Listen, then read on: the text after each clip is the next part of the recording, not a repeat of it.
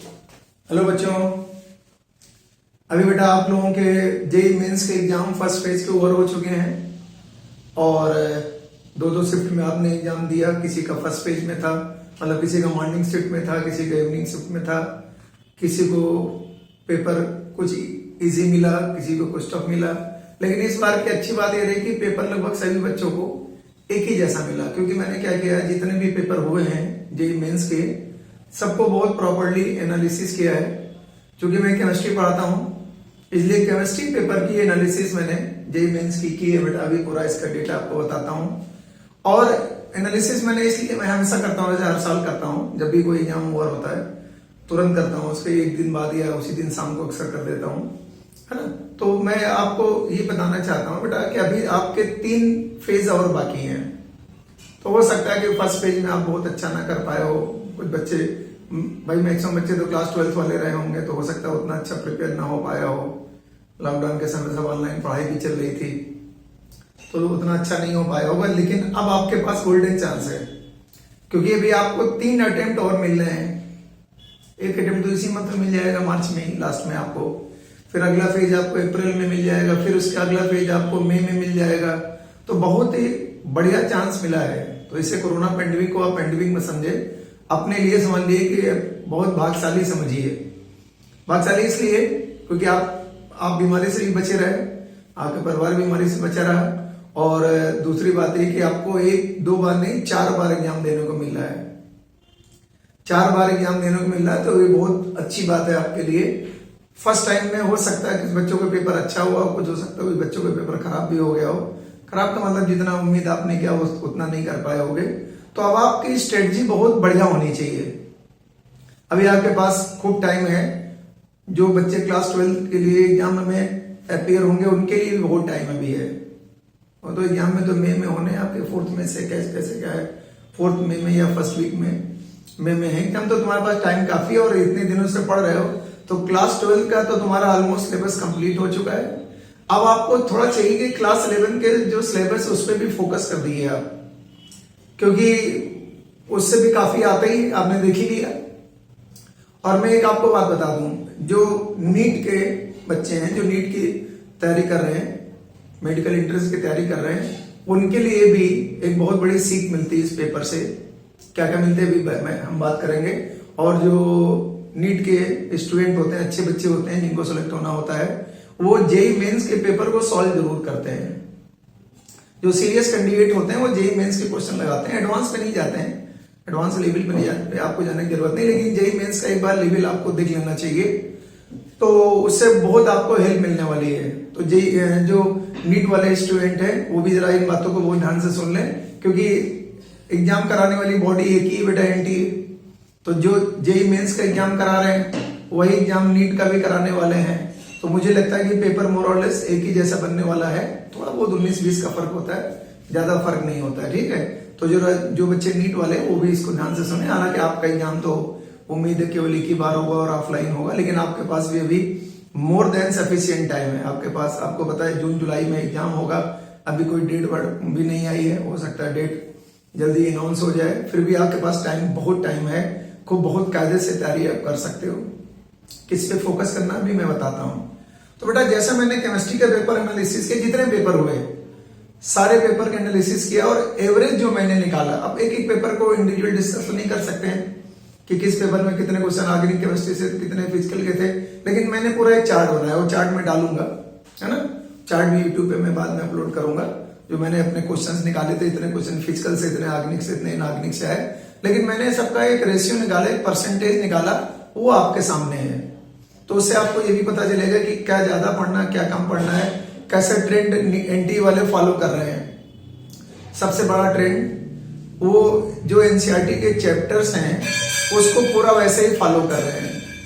जो एनसीईआरटी के चैप्टर्स हैं उनको वैसे ही फॉलो कर रहे हैं। जैसे क्लास 11th में की बात करें ऑर्गेनिक केमिस्ट्री की, तो ऑर्गेनिक केमिस्ट्री में क्लास 11 में आईयूपीएसी आता है ना, आइसोमेरिज में आता है, और जनरल ऑर्गेनिक केमिस्ट्री आती है। तो ये हम लोग इसे जीओसी बोल देते हैं, जनरल ऑर्गेनिक केमिस्ट्री।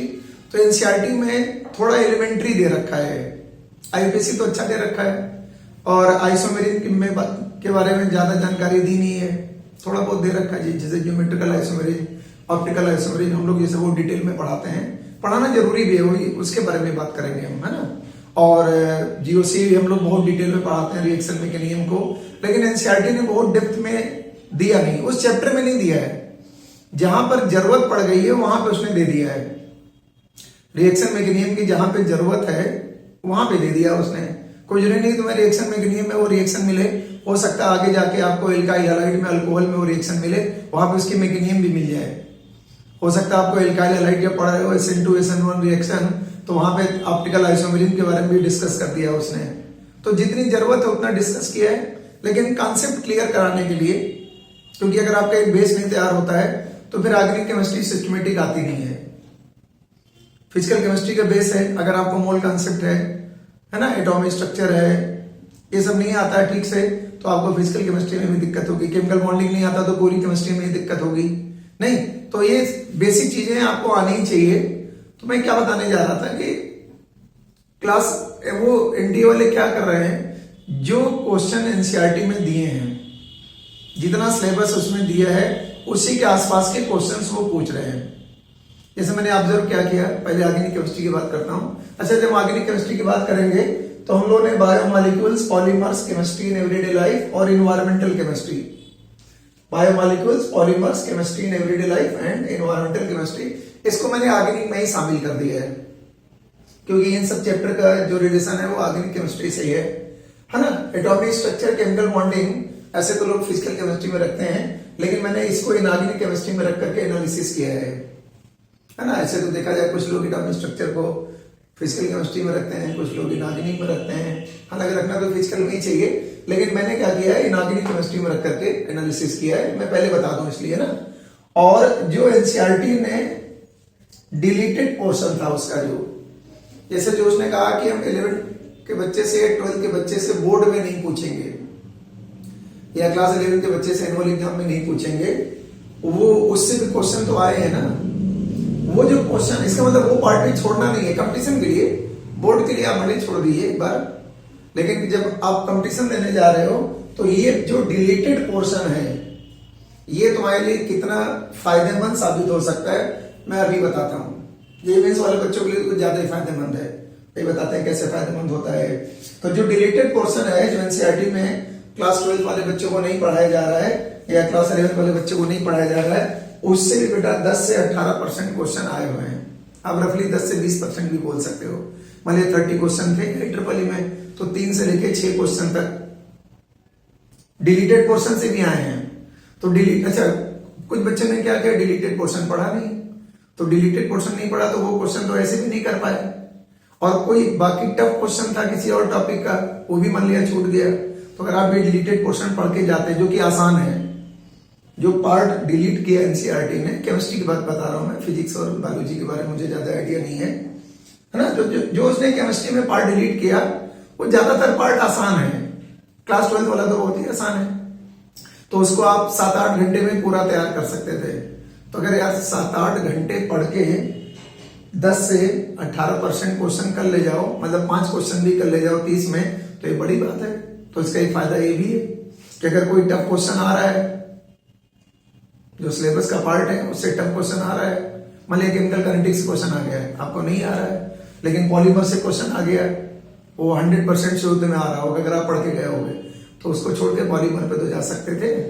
तो जो डिलीटेड पोर्शन है उसको आपको छोड़ना नहीं है, उसको भले आप अभी बाद में पढ़ लीजिएगा, लेकिन उसको पढ़ के जाओगे तो तुम्हारा बहुत ज्यादा फायदा होने वाला है।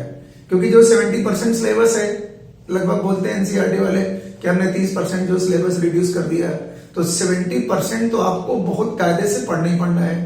तो 70% से 100% क्वेश्चन भी तुम कर सकते हो, लेकिन एक रिस्क फैक्टर के लिए बता रहा हूं।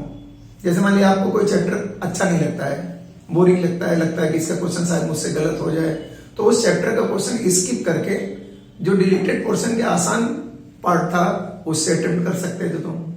और जेईई मेंस के लिए को ज्यादा इंपॉर्टेंट ये बता दूं मैं, जेईई मेंस में बेटा 20 क्वेश्चन 20 क्वेश्चन तो कैसे आते हैं, वो ऑब्जेक्टिव वाले आते हैं 20, और 10 क्वेश्चन ऐसे आते हैं जो डिस्क्रिप्टिव टाइप के होते हैं। और डिस्क्रिप्टिव वाले क्वेश्चन अच्छे थे, ऑब्जेक्टिव क्वेश्चन के कंपैरिजन में जो डिस्क्रिप्टिव क्वेश्चन थे क्योंकि उसको लगाने के बच्चों की हैबिट भी नहीं होती है। तो वो क्वेश्चन थोड़े अच्छे थे और ज्यादातर फिजिकल केमिस्ट्री और इनऑर्गेनिक केमिस्ट्री से रिलेटेड थे, ऑर्गेनिक केमिस्ट्री से कम रिलेटेड थे वो। तो जो 10 क्वेश्चंस वैसे आते हैं थ्योरेटिकल वाले, तो हो सकता है थ्योरेटिकल क्वेश्चन गलत करने के चांस तुम्हारे ज्यादा हो। तो अगर आपने थ्योरेटिकल क्वेश्चन 2-3 छोड़े भी तो जो डिलीटेड पोर्शन का आसान पार्ट था उससे तो कर सकते थे, तो तुम्हारा बहुत ज्यादा फायदा होगा।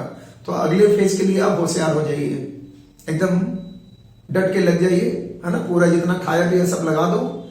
4 बार एग्जाम आपको देने को मिल रहा है, 1 बार दे चुके, 3 बार अभी चांस और भी है। और नीट वालों के लिए सीख है, क्योंकि अभी जून जुलाई में भी काफी टाइम है, चाहो तो बहुत अच्छा कर सकते हो।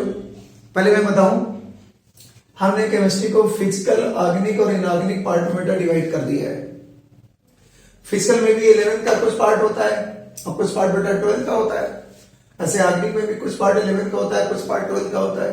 इनऑर्गेनिक में भी कुछ 11th में होता है, कुछ 12th में होता है। तो पहले तो हमने एक ओवरऑल परसेंटेज निकाला कि फिजिकल केमिस्ट्री से कितने परसेंट क्वेश्चन आए, एवरेज 2-4% का आगे पीछे अलग अलग पेपर में हो सकता है। ये मैं एवरेज बता रहा हूं, जितने पेपर मैंने देखे सारे मैंने क्वेश्चन नोट किए हैं, बहुत सारे सैकड़ों क्वेश्चन हो गए थे।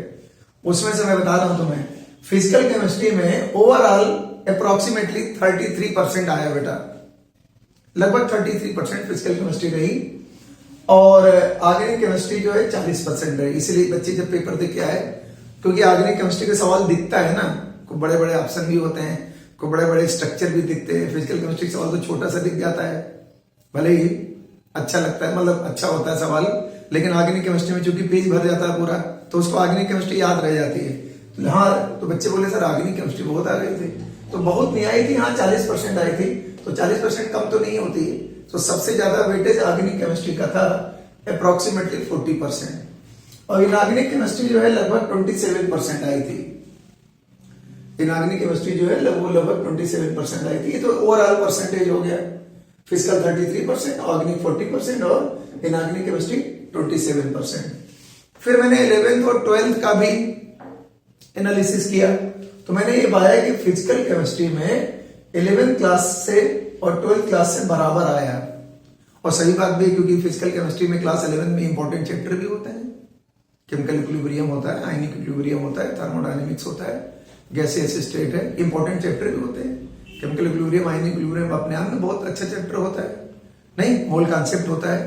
तो इसका मतलब ये हुआ कि क्लास 11th और क्लास 12th की फिजिकल केमिस्ट्री से बराबर क्वेश्चन आए, लगभग 50-50%। इसीलिए मैं हमेशा तुमसे कहता हूं कि क्लास 11 को इग्नोर मत करो। आप 11th क्लास से एनसीईआरटी भी ठीक से पढ़ रहे होते हैं, आप एनसीईआरटी के एक क्वेश्चन लगाते हैं, एक्सरसाइज का, एग्जाम्पल का, इन टेक्स्ट क्वेश्चन जो एग्जाम्पल दिए होते हैं, आपका क्वेश्चन गलत नहीं हो सकता, लेकिन लगाना पड़ेगा बेटा।